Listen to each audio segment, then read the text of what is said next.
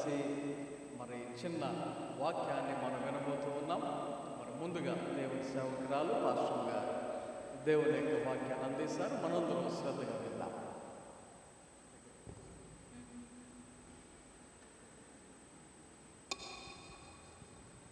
అందరికీ happy good Friday అండి.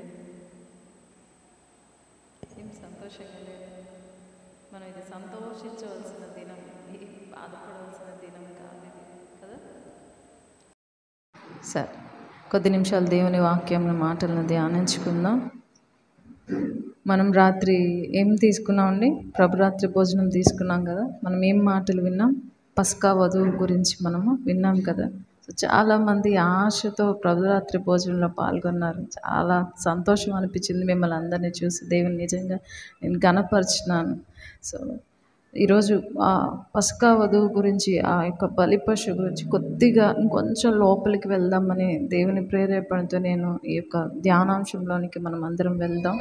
So 1 కొరింథీయులకు రాసిన పత్రిక, అపోస్తులైన పౌలు పరిశుద్ధాత్మ ప్రేరేపణతో కొరింథు సంఘాన్ని బలపరుస్తూ కొరింథీయులకు రాసినటువంటి పత్రిక, 1 కొరింథీయులకు రాసిన పత్రిక 5వ అధ్యాయము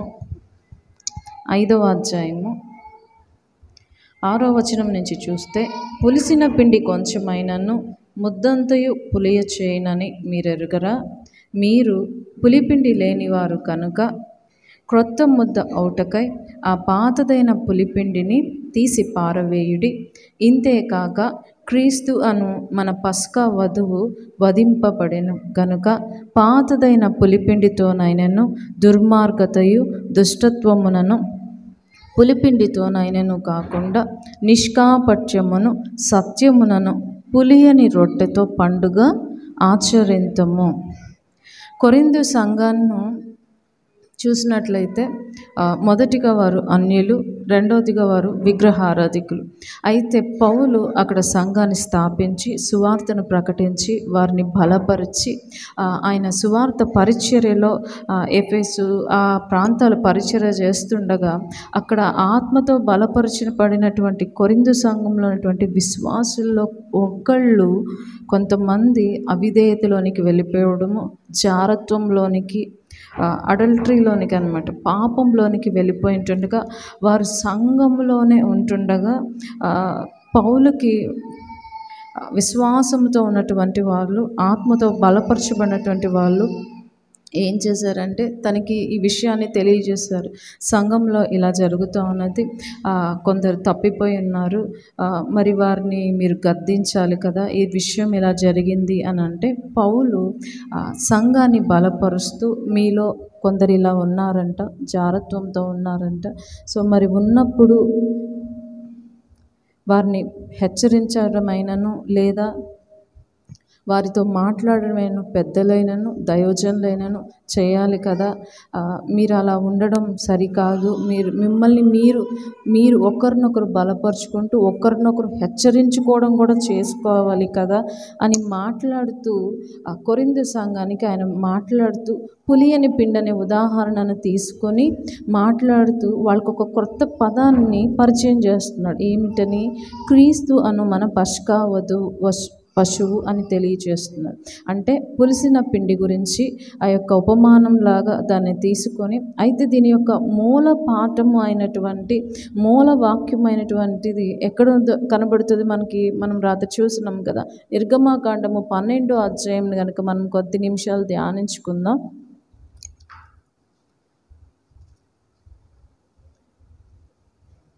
సో పులియని పిండి గురించి మాట్లాడుతూ పౌలు పశువు గురించి ఆయన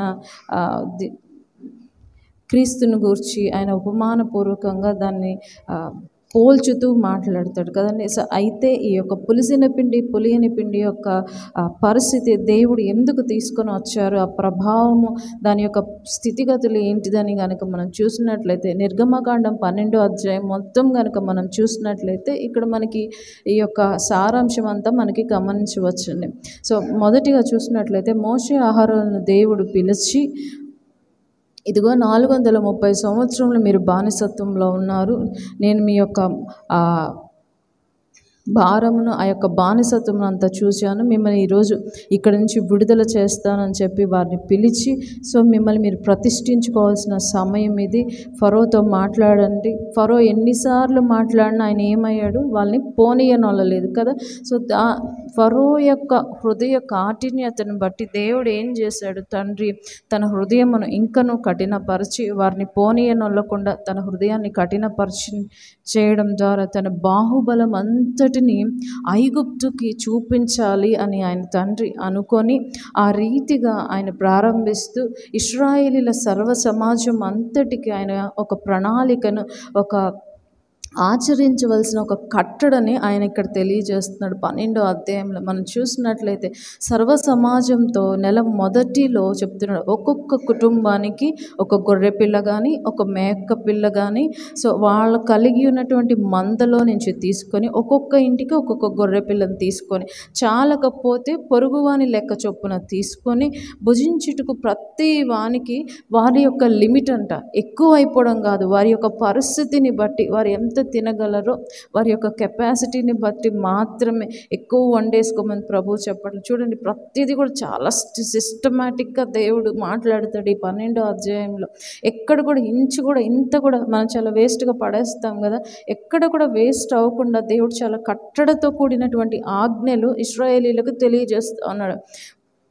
మీ యొక్క పరిమితిని బట్టి తీసుకోవాలి. రెండవదిగా చూసినట్లయితే నిర్దోషమైన ఏడాది మగపిల్లను తీసుకోవాలి. మగపిల్లను మనం చూసినట్లయితే యేసయ్య పురుషాకారంలో వచ్చారు కాబట్టి మనం ఇక్కడ ఆ సాదృశ్యంగా కూడా చూడవచ్చు. నిర్దోషమైన ఏడాది గొర్రెపిల్ల, ఆయన నిర్దోషంగా ఉన్నాడు. సో ఈ యొక్క పస్కా పశువు క్రీస్తుకి సాదృశ్యంగా మనం ఇక్కడ చూడవచ్చండి.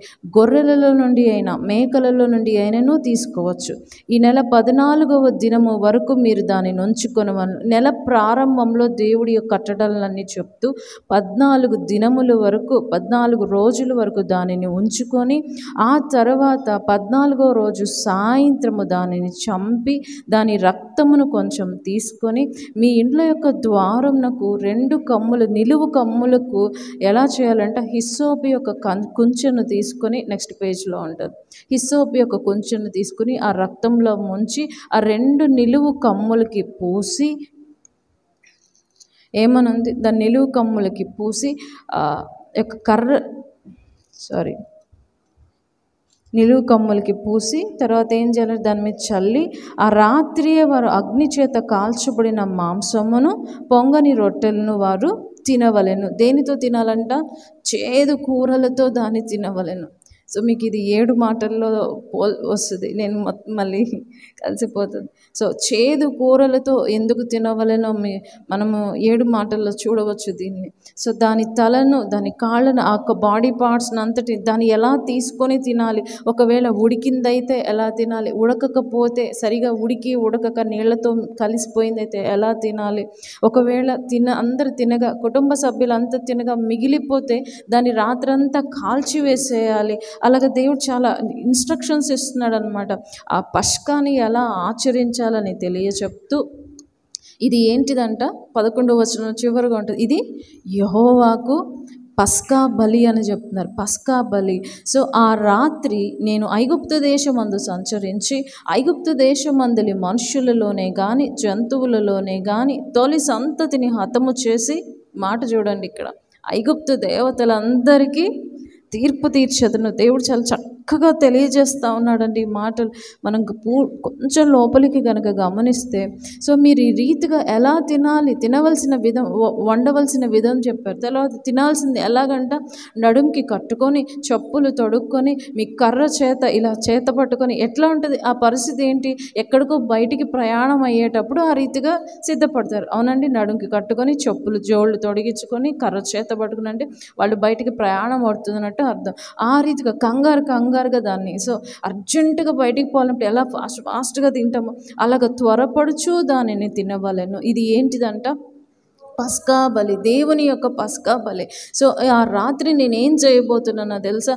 ఐగుప్తు దేశమందలి మనుషులలో కానీ జంతువుల్లో కానీ కోళ్లతో సహా ఎన్నిటిలో కూడా ఫస్ట్ తొలి సంతతి, ఫస్ట్ సంతానం అంతా ఫస్ట్ బర్న్, తొలి సంతానం అంతటిని హతము చేసి అందరినీ చంపివేసి ఐగుప్తు దేవతలకంట ఆయన ఏం చేస్తున్నారా, తీర్పు తీర్చబోయేటువంటి దినం అది.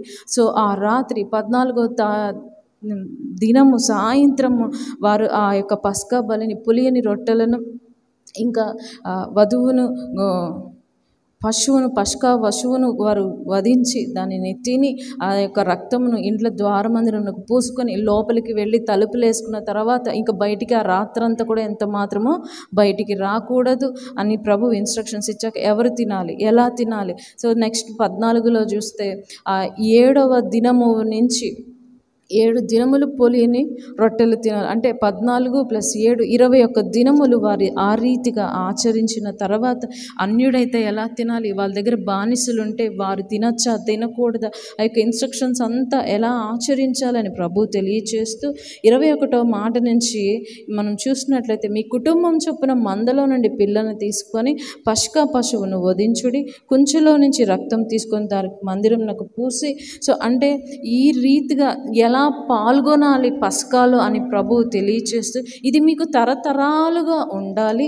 ఎందుకయ్యా మాకు తరతరాలు, నెక్స్ట్ తరాల్లో పిల్లలు గనక అడిగితే ఎందుకు అని అడిగితే ఐగుప్తులో నుండి ప్రభువు మన పితరులని అయ్యా విడుదల చేశాడు. ఆ దినము ఐగుప్తులో ఉన్న తొలి సంతానం అంతటిని, ప్రతి ఇంటిలో పుట్టిన మొదటి కుమార్తె ఎక్కడి నుంచి అంట, ఫరో యొక్క కుటుంబంలో, రాజుగారి యొక్క కుటుంబంలో నుంచి తిరగలి విసురుకునే వారి వరకు, చిన్న పేద కుటుంబం వరకు అందరిలో, కొట్లలో కానివ్వండి, పశువులలో కానివ్వండి, గొర్రెలలో కానివ్వండి, మేకలలో కానీ సమస్తం అంతటిలో కూడా మొదటి సంతానాన్ని దేవుడు ఆ రాత్రి హతము చేశాడు.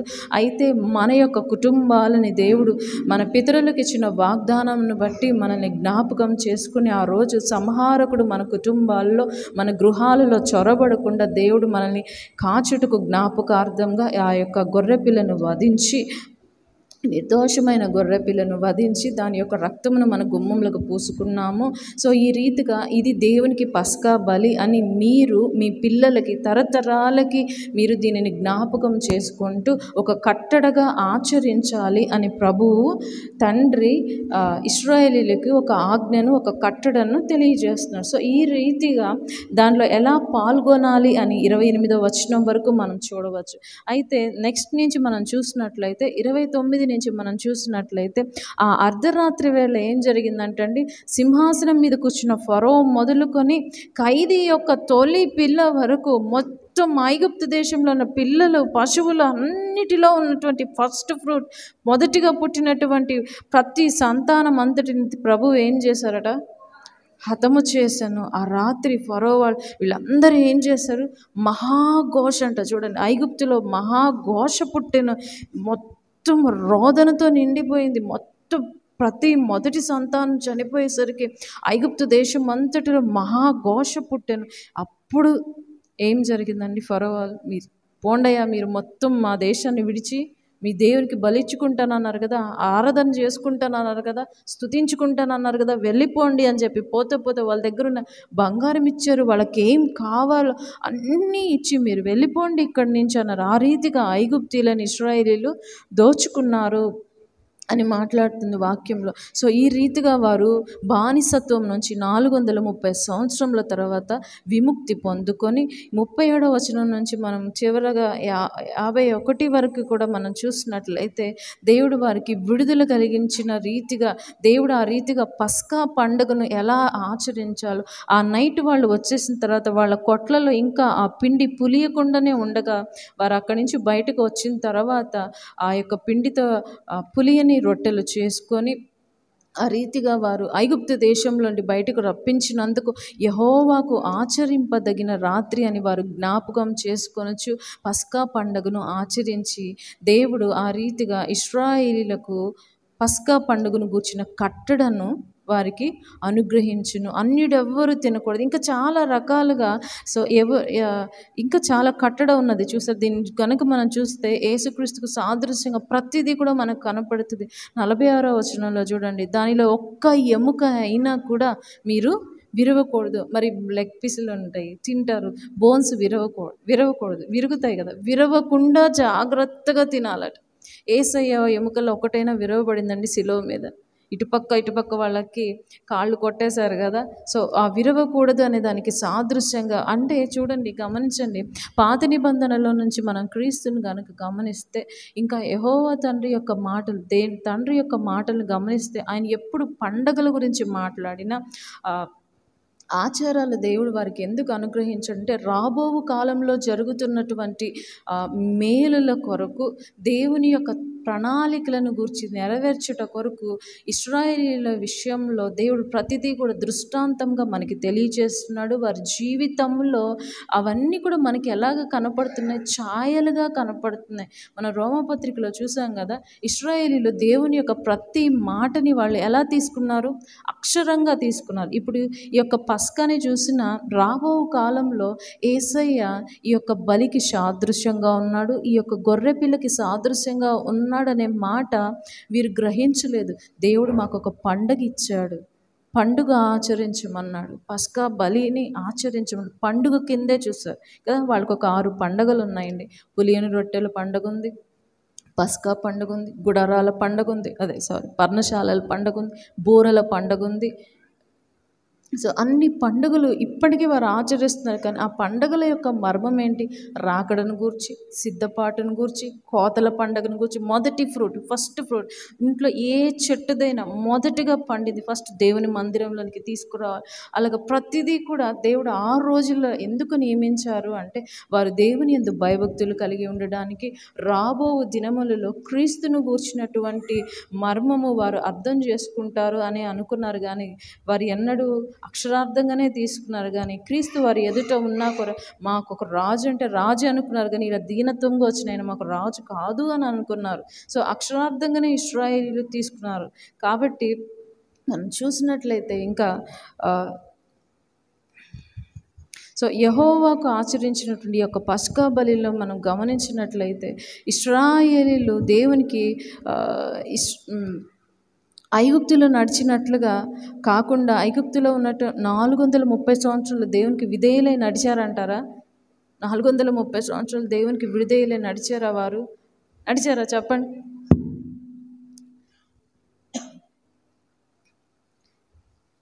నడిచారా? మీరు చెప్తే నేను ఇంకో వాక్యం తీసుకుంటాను. మూలవాక్యం తీసుకొని అక్కడికి వెళ్దాం. క్రొత్త నిబంధనల నుంచి ఎఫెసీ పత్రిక 2వ అధ్యాయము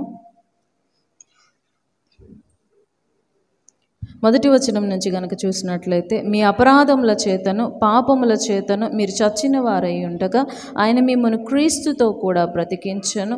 మీరు వాటిని చేయించు వాయుమండల సంబంధమైన అధిపతిని, అనగా అవిధేయులైన వారిని ఇప్పుడు ప్రేరేపించు శక్తికి, దయచేసి మాటలను అర్థం చేసుకుంటూ వినండి, ఇప్పుడు ప్రేరేపించు శక్తికి అధిపతిని అనుసరించి ఈ ప్రపంచ ధర్మము చొప్పున మునుపు నడుచుకుంటుంది. ఎవరు మునుపు నడుచుకున్నారు? ఇశ్రాయేలీయులు గురించినటువంటి మాటలండి ఇది. పాత దినములలో పితరుల యొక్క వారు ఆచరించినటువంటి క్రమము గురించి మాట్లాడుతున్నారు. ఈ ప్రపంచ ధర్మము, ఈ లోకంలో ఏ ధర్మము నడుస్తూ ఉన్నదో వారు ఆ రీతిగా నడుచుకున్నారంట. ఈ ప్రపంచమును ప్రేరేపించే శక్తి ఏంటిది? అపవాది యొక్క ప్రభావం. వారితో కలిసి మనమందరమును శరీరము యొక్కయు మనస్సు యొక్కయు కోరికలను నెరవేర్చుకుంటూ, అంటే మన శరీరానికి నచ్చినట్లుగా మన కళ్ళు ఏం కావాలంటుందో, మన చెవులు ఏం వినాలనుకుంటుందో, మన మనసు ఎలా నచ్చినట్లు జీవించాలనుకుంటుందో ఆ ప్రకారంగా నడుచుకొనొచ్చు. శరీర ఆశలను అనుసరించి మునుపు ప్రవర్తించచ్చు.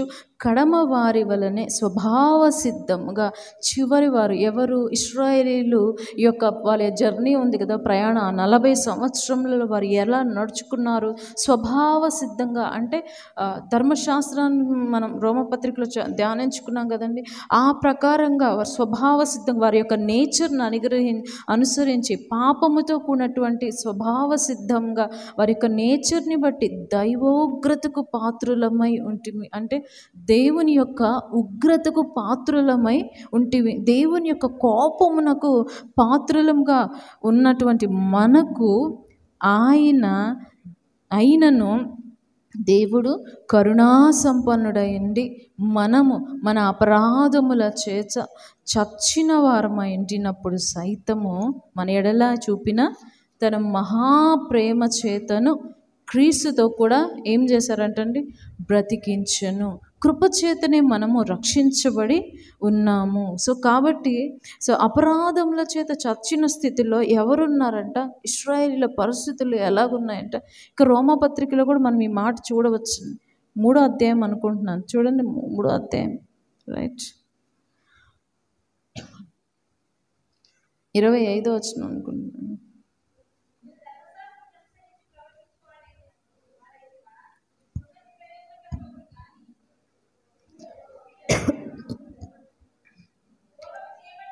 రైట్, చదువు.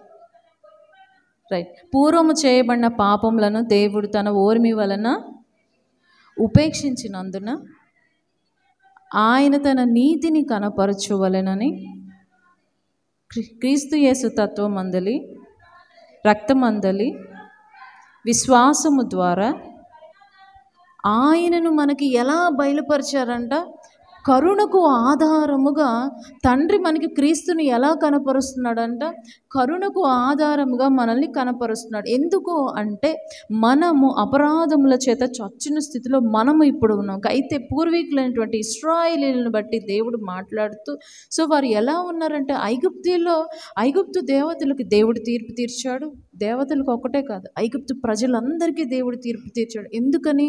ఐగుప్తు దేవతలను అనుసరిస్తున్నటువంటి ఆ ప్రజలు. ఐగుప్తు దేవతలు అంటే ఎవరు? నీటిని పూజిస్తారు, వర్షాన్ని పూజిస్తారు, సూర్యుడిని పూజిస్తారు, కప్పలు, పురుగులు, సమస్తమైనటువంటి, ఒక మాటలో చెప్పండి, సృష్టిని అంతటినీ పూజిస్తారు. వాళ్ళు ఏ వాటినైతే పూజిస్తున్నారో ఆ 10 తెగుళ్ళ రూపంలో వాటినన్నిటిని, అంటే వారి దేవతలే వారికి ఉరి అయ్యాయి. అర్థమవుతుందండి? వారి దేవతలే వారికి ఉరి అయ్యాయి. ఆ రీతిగా వారి దేవతలకు వారు మొరపెట్టినప్పుడు అవి ఏం చేయలేకపోయారు. రాయిలు జస్ట్ రాళ్ల వలె ఉలకక పలకక ఉన్నాయి. మీ దేవుళ్ళు మాట్లాడతారా? మాట్లాడండి అన్నారు పాత నిబంధనలో చూసినట్లయితే మనం కదండి. అందుకని దేవుడు కొన్నిసార్లు పాత నిబంధన అంతటిలో కూడా వారికి బానిసత్వంలోకి వెళ్ళిపోయినప్పుడు, అనేక రాజుల యొక్క అధికారంలోకి వెళ్ళినప్పుడల్లా, దేవుని దగ్గరకు వచ్చి విచారణ చేయడానికి వచ్చినప్పుడల్లా, ప్రభువా, పితరులకి వాగ్దానం చేస్తావు కదా, మమ్మల్ని మర్చిపోతావా? నువ్వు నిద్రపోతున్నావా? ప్రభువా, మమ్మల్ని జ్ఞాపకం చేసుకోవా అన్నప్పుడల్లా, మీ పితరులకు ఇచ్చాను, వారు కనాను నుంచి నడిపించే ఆ ప్రయాణంలో వారు ఎలా ప్రవర్తించారు మీకు జ్ఞాపకం లేదా? నేను మర్చిపోయే దేవుడినా అని ప్రభు చాలాసార్లు వ్యాజ్యం ఆడుతాడు. మనం 1-2 అధ్యాయాల్లో మనం ఈ మాటలు చూసుకొని ఇంకొంచెం ముందుకు వెళ్దామండి. ద్వితీయోపదేశ కాండము 32వ అధ్యాయంలో మోషే ఒక కీర్తన పాడుచు 16వ వచనం నుంచి చదువుకుందాం. వారు అన్యుల దేవతల చేత ఆయనకు రోషము పుట్టించిరి, హేయ క్రియల చేత ఆయనకు కోపము చేసిరి. వారి దేవత్వము లేని దయ్యములకు, మాటలు చూడండి, తామెరుగని దేవతలకు, క్రొత్తగా పుట్టిన దేవతలకు, తమ పితరులు భయపడని దేవతలకు బలి అర్పించుడి. నిన్ను పుట్టించిన ఆశ్రయదుర్గమును విసర్జించితివి, నిన్ను కనిన దేవుని మరచితివి, యెహోవా దానిని చూచెను. మన దేవుడు చూచేవాడై ఉన్నాడు. ఆమేన్. మన దేవుడు చూచేవాడని చాలాసార్లు అనుకుంటాం కదా, ఎన్నో తప్పులు చేసినా, వాక్యానుసారంగా జీవించకపోయినా, లోకానుసారంగా ప్రవర్తిస్తున్నా, మందిరానికి రాకపోయినా, వాక్యానుసారంగా నచ్చినట్లు ప్రవర్తించకపోయినా, నా ఇష్టం, నాకు నచ్చిందే నేను చేస్తా, నాకు నచ్చినట్టు నేను బ్రతుకుతా అని నువ్వు మాట్లాడినా, దేవుడు ప్రతి దినము యోగక్షేమములనిచ్చి, ఆహారంనిచ్చి, వస్త్రములనిచ్చి జీవింపచేస్తున్నాడు. దేవుడు మనం ఏమనుకుంటాం? ప్రేమామయుడు, కరుణా సంపన్నుడు, కరుణ కాదుడు, ఆయనంత ప్రేమ ఎవరు? మనం ఏం చేసినా క్షమించేస్తాడు అనుకుంటాం కదా. ప్రతిదానికి లెక్క ఉంటుందండి, ప్రతిదానికి లెక్క ఉంటుందండి. ఆ లెక్క సంపూర్ణమైనప్పుడు దేవుడు తీర్పులోనికి తీసుకొస్తాడు. ఐగుప్తు దేవతల యొక్క లెక్క సంపూర్ణమైనప్పుడు, వారి యొక్క పాపం పరిపూర్ణమైనప్పుడు, మన సొదొమ గొమొర్రాలో కూడా చూస్తాం, వారి యొక్క లెక్క సంపూర్ణమైనప్పుడు ఏం జరుగుతుంది? దేవుడు తీర్పు తీరుస్తాడు. లెక్క విషయంలో మనం చాలా జాగ్రత్తగా ఉండాలి. మనము గ్రేస్ పీరియడ్లో ఉన్నాం, నిజమే, కృపాకాలంలో ఉన్నాం, కానీ దాని అంతములో రాకడలో వచ్చినప్పుడు ప్రతి వానికి వాని క్రియల చొప్పున ప్రతిఫలము ఉంటుంది. మనం మర్చిపోకూడదు. చూసారా ఈ మాట, తా మెరుగని దేవతలకు సపరేట్గా వెళ్ళి మొక్కాల్సిన అవసరం లేదు. వాక్యానుసారం ఈ ఐగుప్తీయులకు నచ్చినట్లుగా వారు బ్రతికారంట. ఐగుప్తు ఆహారం వారికి నచ్చిందంట. వాళ్ళు చేసేటువంటి అర్చన ఆచారాలు వారికి నచ్చినాయంట. దేవునికి మరీ ఎక్కువ కోపం ఎక్కడొచ్చిందంటే పిల్లల్ని బలిచ్చేయడం చూసేసరికి దేవుడు తట్టుకోలేకపోయాడు. ప్రథమ సంతానం ఆయనది. 13వ వచనంలో చూస్తే ఫస్ట్ బర్న్, ప్రథమ సంతానం నాది, నాకు ప్రతిష్ఠించేయండి అని అడుగుతాడు ప్రభు. ఎంత అద్భుతంగా ఉంటుంది అన్నమాట. మొదటి సంతానం దేవుని దానికి ఎంతో ఇష్టం, ఎంతో ఆశీర్వాదంగా ఇస్తాడు ఆ సంతానాన్ని. సో అది తీసుకెళ్ళి దయ్యంలోకి అర్పించేసరికి దేవుడు తండ్రి తట్టుకోలేకపోతాడండి. చాలా బాధపడిపోతాడు ప్రభు. ఎంత దేవుని ఉగ్రత. సో అందుకనే చూస్తాం, ఇంగ్లీష్ పాట ఒకటి ఉంటుంది, in Christ alone, till on the cross as Jesus died the wrath of God was satisfied అని ఉంటుంది. ఆయన శిలువ మీద ఉన్నంత ఆ చివరి వరకు కూడా, ఆయన ప్రాణం విడిచినంత వరకు చూసిన తర్వాత తండ్రి యొక్క ఉగ్రత, ఆయన కోపము తృప్తి చెందిందండి. The wrath of God was satisfied. చాలా అద్భుతంగా ఉంటుంది ఆ పాట. సో అంతలా మనుషుల యొక్క పరిస్థితులను ఆయన శిలువ మీద క్యారీ చేసినటువంటి పరిస్థితి చూసారా. హేయమైన పరిస్థితులు అంతటిని చూసిగా నిన్నెరుగని క్రొత్తగా పుట్టిన దేవతలు అంట. క్రొత్తగా పుట్టినటువంటి వారికి, ఎరుగని వారికి అందరికీ కూడా వారు ఏం చేశారంట, మ్రొక్కారు. యెహోవా దానిని చూచెను. యెహెజ్కేలు గ్రంథము 20వ అధ్యాయము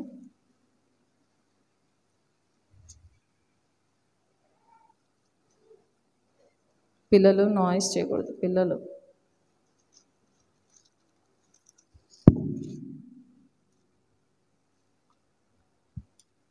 20వ అధ్యాయంలో పెద్దలందరూ దేవుని దగ్గరికి వెళ్ళి విచారణ చేయడానికి వెళ్ళినప్పుడు యెహోవా వాక్కు ప్రత్యక్షమై ఈలాగు సెలవిచ్చినంది. యెహోవా వాక్కు అంటే ఎవరు? యేసయ్య మాట్లాడుతున్నారు. నరపుత్రుడా, నీవు ఇశ్రాయేలీల పెద్దలతో ఇట్లనము, ప్రభువుకు యెహోవా సెలవిచ్చినదేమనగా, నా యొద్ద విచారణ చేయుటకు వచ్చుచున్నారే, నా జీవము తోడు, నా వలన ఏ ఆలోచన కూడా మీకు దొరకదు. ఇదే ప్రభువుకు యెహోవా వాక్కు. వారికి న్యాయము తీర్చుదువా? నరపుత్రుడా, న్యాయము తీర్చుదువా? వారి పితరులు చేసిన హేయ కృత్యములు వారికి తెలియచేయము.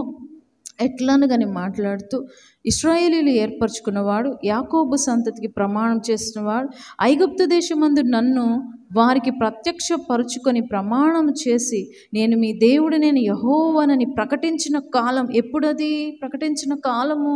సో వారిని ఐగుప్తు నుంచి తీసుకొచ్చిన ఆ కాలం అంటే మనం 12వ అధ్యాయంలో చూసాం కదండి. ఆ పరిస్థితులు ఐగుప్తు నుండి రప్పించి వారి కొరకు నేను విచారించిన తర్వాత పాలు తేనెలు ప్రవహించినది తీసుకుని పోయేదని చెప్పిన తర్వాత ఆ కాలంలో నేను ప్రమాణము చేశాను కదా, నేను మీ దేవుడినైన యెహోవాను, మీలో ప్రతివాడు తన క్లిష్టమైన హేయ కృత్యములను విడిచిపెట్టవలెను, ఐగుప్తీయుల విగ్రహములను పూజించుట చేత మిమ్మును మీరు అపవిత్రపరచుకొనకుండవలెనని నేను ఆజ్ఞాపించుతిని. ఆయన పస్కా బలి ఎందుకు ఆచరించడానికి ఇచ్చారంట? ఎక్కడ ఆయన వారందరూ ఐగుప్తీయుల యొక్క దేవతలను, వారి నడిచేటువంటి చెడు కార్యములు అంతటిలోకి వెరిపోయి పాపం చేసేస్తారేమోనని విడిచిపెట్టవలెనని ఆయన ముందే తెలియచేస్తూ, అపవిత్రపరచుకుండవలెనని నేను మీకు ఆజ్ఞ ఇచ్చి తిని. అయితే వారు నా మాట విననొల్లక నా మీద తిరుగుబాటు చేసి తమకిష్టమైన హేయ కృత్యములు చేయుట మానలేదు, ఐగుప్తీయుల విగ్రహములను పూజించుట మానలేదు. గనుక వారు ఐగుప్తుల దేశంలో ఉండగానే నేను నా రౌద్రము వారి మీద కుమ్మరించి నా కోపము వారి మీద తీర్చుకుందును అనుకుంటుని. ఎవరి మీదండి?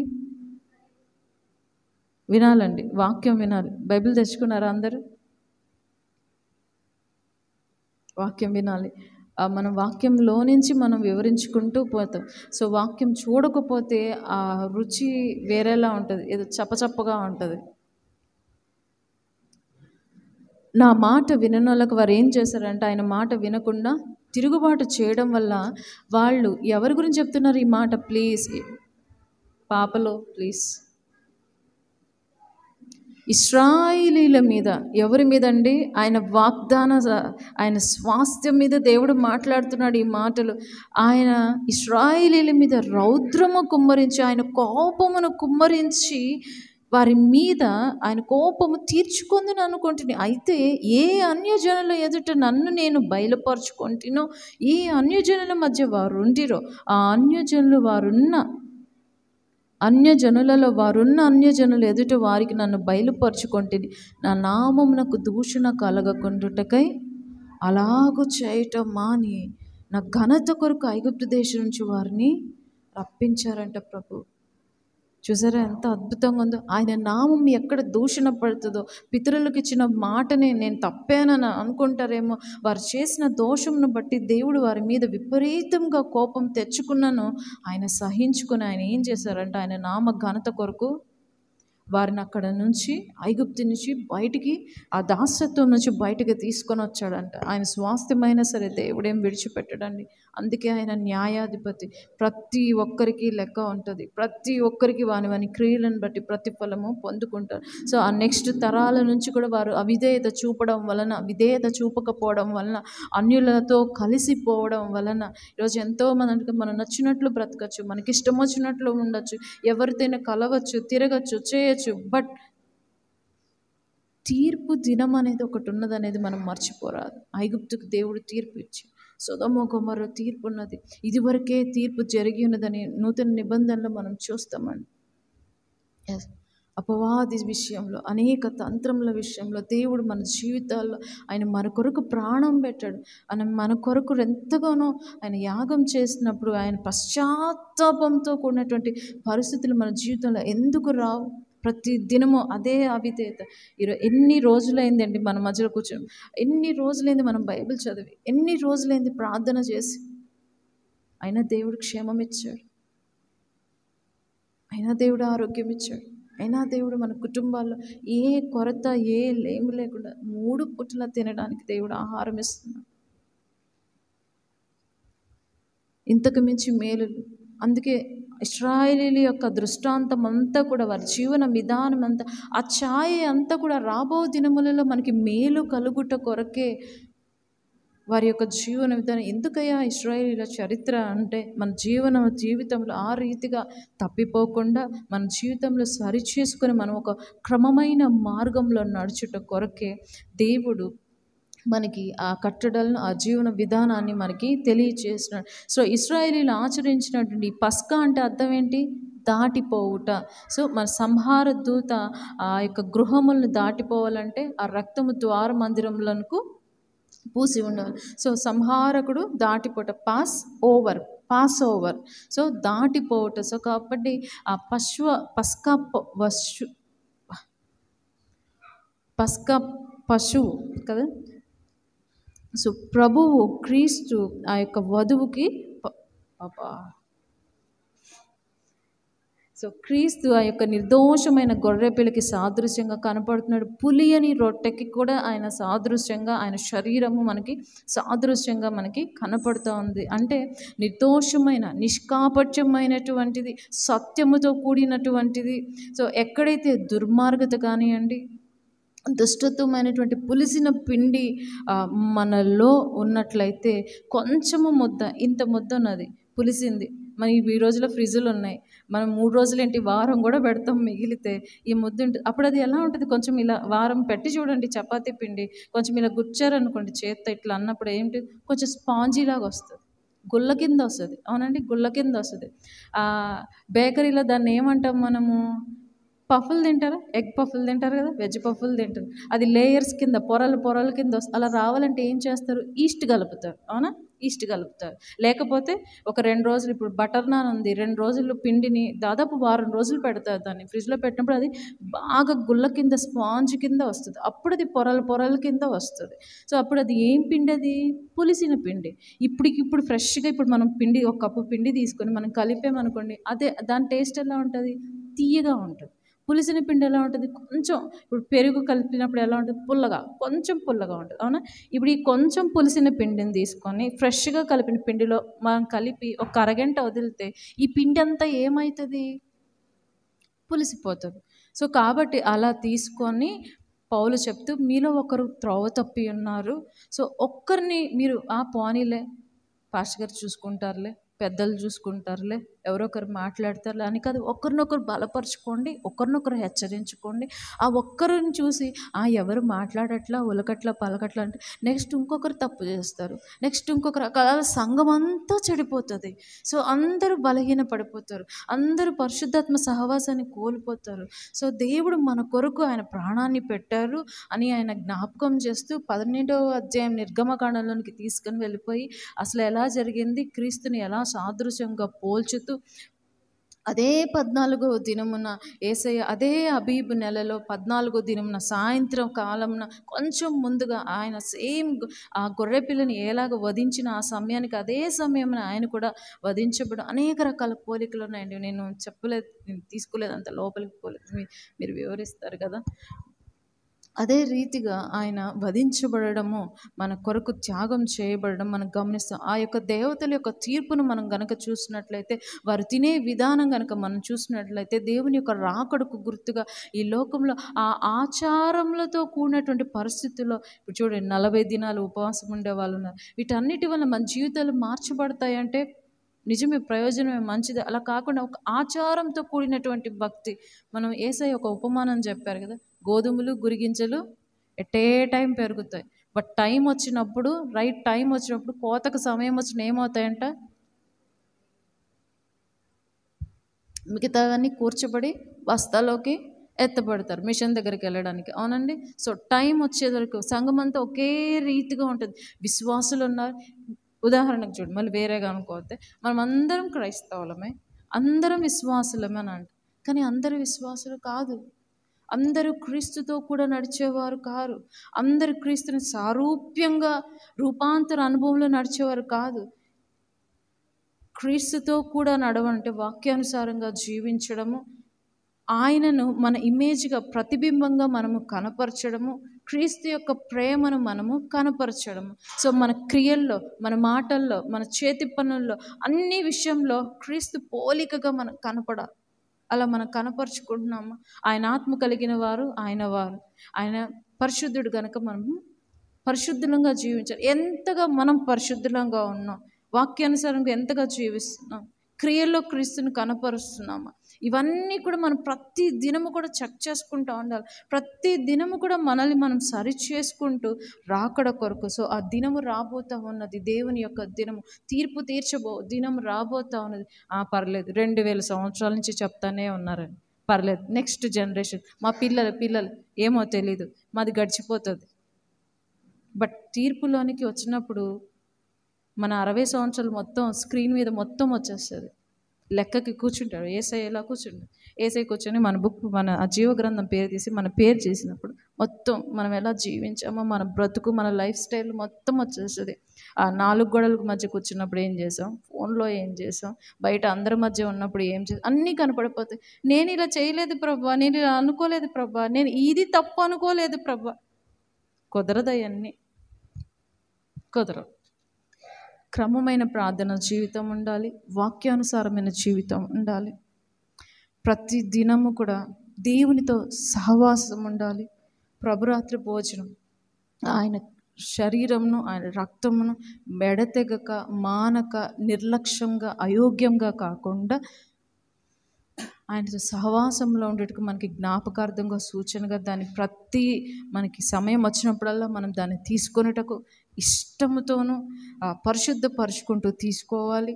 సో రాకడ కొరకు మనం మన చివరి ప్రయాణం ఈ లోకంలో ముగిసేంత వరకు కూడా మనం సిద్ధపడుతూ, రాకడ ముందు ఉన్నది అని మనం సిద్ధపడుతూ మన జీవితాన్ని ఒక క్రమమైన స్థితిలో మనం నడిపించుకుంటూ వెళ్ళాలి. సో ప్రభు అట్టి కృప మనకందరికీ దయచేయునుగాక. ఆమేన్.